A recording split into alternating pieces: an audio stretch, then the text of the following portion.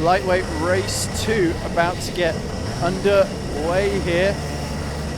And I believe we might be about to see an exciting front row roar into life then.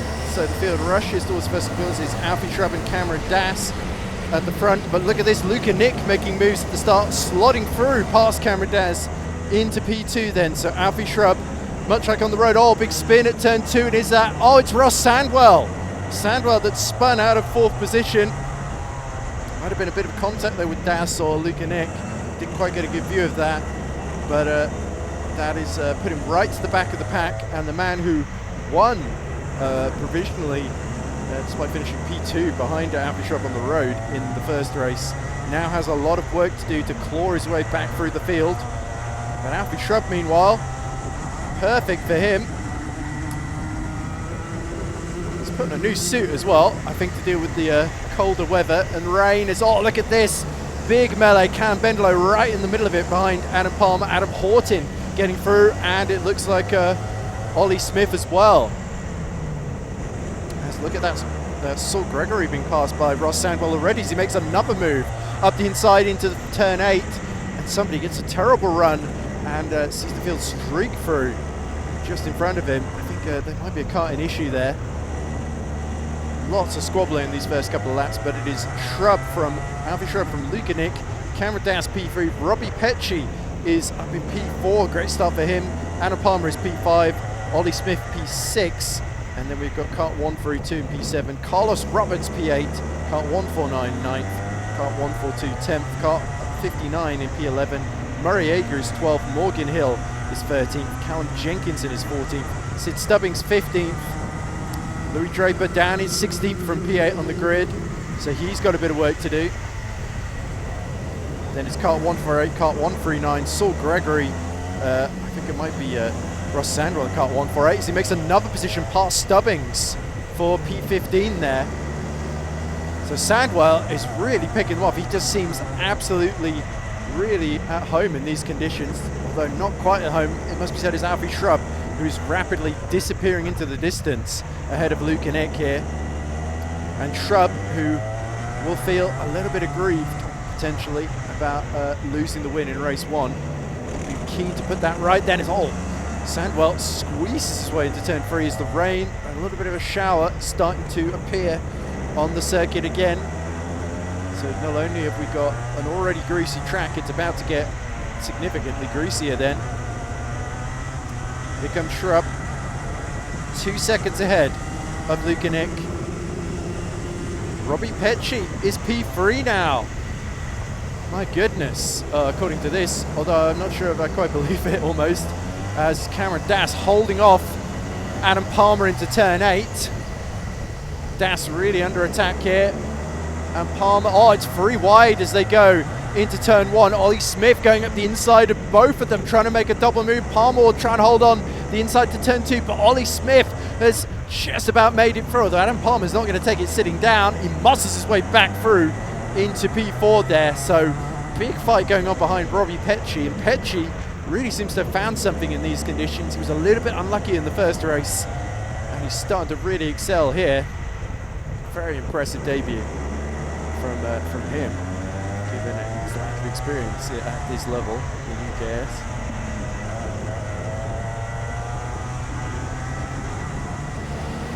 Alfie Shrub though, a couple laps completed. He's got 8 minutes left on the clock. And he is looking very, very comfortable, as indeed he did in the first race. Oh, a little bit of fighting going on behind Ollie Smith for P7.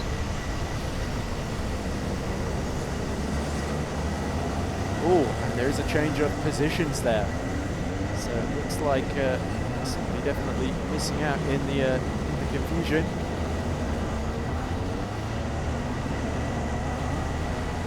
Ross Sandwell, I think, has actually fought his way up to just inside the top 10 now, and he's right behind Carlos Roberts. So an amazing recovery after being sort of forced out and sort of offline and spinning down to 22nd position. He's flying. Unfortunately, Lou Draper, I believe, may have been the driver in issue. We saw early on he's fallen to 22nd and last. The kart that did not look particularly quick down the straights. Lukinik doing his level best to keep Alfie Shrub in sight. Adam Palmer now has got past Robbie Petchy into P3, and Ollie Smith is very much part of that battle too. Cameron Das, meanwhile, still continuing to be under attack, and round the outside goes his competitor there in kart 149. 149 is definitely gaining positions here. Oh, we'll move further back. It's Murray Ager in a little bit of a battle. Just inside the top 10, I think. Hold back Sandwell, I believe. Crazy.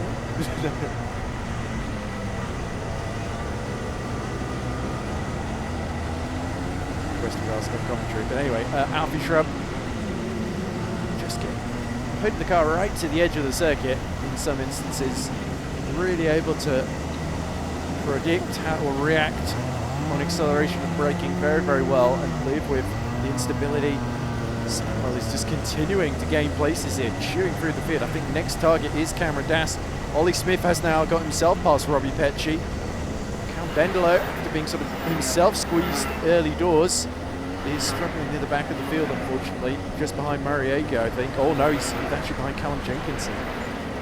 Just a real life GD racer occasion. Horton making a move inside to turn 2. Yeah, you can definitely tell the rain now starting to intensify in this shower. It's more of a consistent drizzle than the sudden downpour. It is starting to get heavier now as we see yellow flags at turn 4. Somebody's looped it around, I think. Shrub, Lukinik, Palmer, your top 3. Then it is Ollie Smith. And behind Ollie Smith is Robbie Petchy, desperately trying to get back into podium contention, but nonetheless, for his debut, he's doing a very, very impressive job.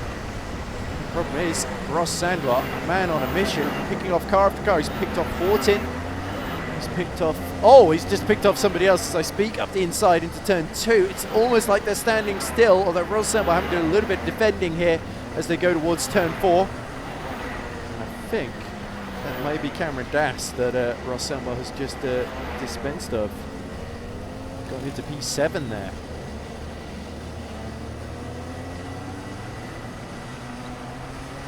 Four minutes left on the clock then. And for Alfie Shrub,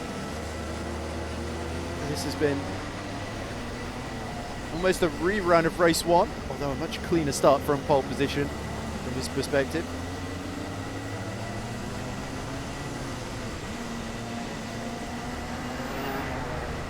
Ben Payne's there, just behind Adam Horton and a couple of others, desperately trying to break into the top 10 here. He's just ahead, I think, of Murray Ager.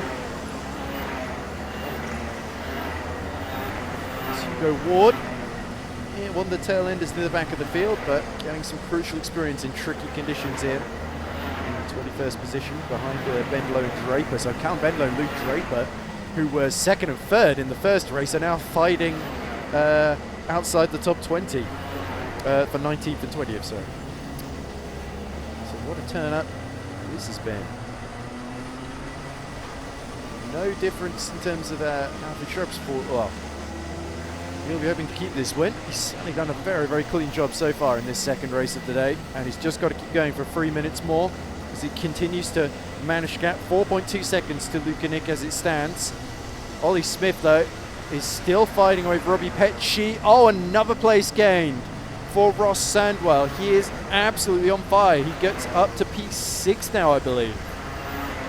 So he's not actually that far off the podium fight. 2.5 minutes to go. Could Ross Sandwell take a shock podium from last at the first 2 corners? What a performance he is putting together here. And we expect nothing less really from the reigning heavyweight champion. Heavyweight, lightweight, it doesn't matter what weight he or his car is, he is going to excel. These conditions really bring out the best a driver with that kind of precision and control. There's a good example of it too, coming through the final sector now in the form of Alfie Shrub. Bit of a message on the screen. As Shrub crosses the start-finish line, but nothing too urgent. Anna Palmer still holding on to P3, trying to keep Lukinic in sight. Ollie Smith still in a bit of a duel with Petchy, who's back ahead now. But the more they fight, the more it plays into the hands of the ever-rapid Ross Sandwell, who seems to be absolutely addicted to making overtakes at the moment. And, well, he might be. Oh, a bit of fighting further back. That looks like Bendlow making a move. As there's yellow flags up ahead, two drivers holding each other up, I think, at the hairpin. So I think somebody has come into difficulties there. Lukinic being closed in a bit by Adam Palmer. Palmer seems a lot more confident in this race than the first. As look at this. Petchy continuing to trade places with Ollie Smith. He's back ahead again. Smith, though, contemplating a move for P4 into turn 8, the final corner. And you can visually see Ross Sandwell almost within touching distance, but it's the last lap. I think he might be a little bit too far back to even challenge for P5 here.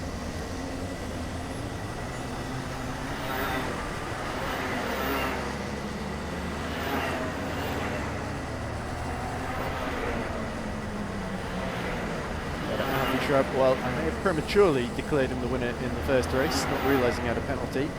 But I'm pretty confident. Oh, so you see more yellows. Somebody spun. Oh dear, it looks like that might, I think that's Aker that's hit difficulties there on the final lap. But there is Alfie Shrub. Oh, a little hand lift off the wheel there, temporarily, but no big dramatics. Through the final corner he comes, and this time Alfie Shrub will be able to keep victory as he crosses the line to take race 2 in the lightweight split. The second time of asking. Still Ollie Smith fighting away with Robbie Petchy. They're side by side. Petchy going to try and steal P4 at the line, but Ollie Smith just steals it off him in a heart and mouth finish there. So great performance from Petchy and Smith, must be said, and indeed Sandwell behind in what will be P6, I believe, in the final order. Right, so confirmation of the final results. Alfie Shrub takes victory from Lukinic. Anna Palmer in third. Good late charge from Palmer, but not quite enough for P2. And good to see Lukinic after being stuck in the wall in race 1, having a very, very clean, trouble-free drive to P2. Ollie Smith takes P4 from Robbie Petchy, sorry. Ross Sandwell from the back of the grid on the first lap to P5, but he will feel a little frustrated as a case of what could have been. It was P6, sorry. Cameron Das was P7. Kart 132 was in P8, ahead of Kart 59. Collis Roberts just missed out on the top 10 in P11. Callum Bendelow, after having issues in the race, still fought his way to P12. Kart 149 was P13.